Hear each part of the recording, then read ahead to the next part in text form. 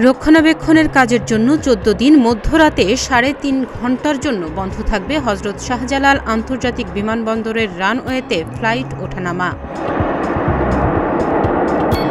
রোববার এক বিজ্ঞপ্তিতে এ তথ্য জানিয়েছে বিমানবন্দর কর্তৃপক্ষ। এতে বলা হয়, রানওয়েতে ILS ক্যাটাগরি ২ সংক্রান্ত রক্ষণাবেক্ষণের কাজের জন্য আগামী ১ অক্টোবর থেকে ১৪ অক্টোবর পর্যন্ত ১৪ দিন রাত ১টা থেকে ভোর ৪:৩০ পর্যন্ত রানওয়ে বন্ধ থাকবে। এই মেরামতকালীন সময়ে বিমানবন্দরের সব ফ্লাইটের অবতরণ ও উড্ডয়ন কার্যক্রম সাময়িকভাবে স্থগিত থাকবে। বিমানবন্দরের ফ্লাইট অপারেশনের নিয়ম মাফিক কাজের জন্য একটি রানওয়ে রক্ষণাবেক্ষণ, তার অংশ হিসেবে runway centre line lights, touchdown zone lights, installation of stopway lighting system for runway ১৪ এবং ৩২-এর কাজ করা হবে।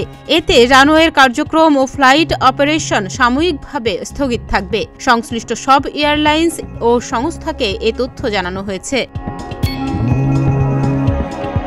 মেরামতকালীন সময়ে বিমানবন্দরের সব ফ্লাইটের অবতরণ ও উড্ডয়ন কার্যক্রম সাময়িকভাবে স্থগিত থাকায় ফ্লাইট সূচিতে পরিবর্তন হওয়ার সম্ভাবনা রয়েছে। বিমানবন্দর কর্তৃপক্ষ এ সংক্রান্ত সব এয়ারলাইন্স ও স্টেক হোল্ডারদের সঙ্গে সমন্বয় করে প্রয়োজনীয় ব্যবস্থা গ্রহণ করেছে।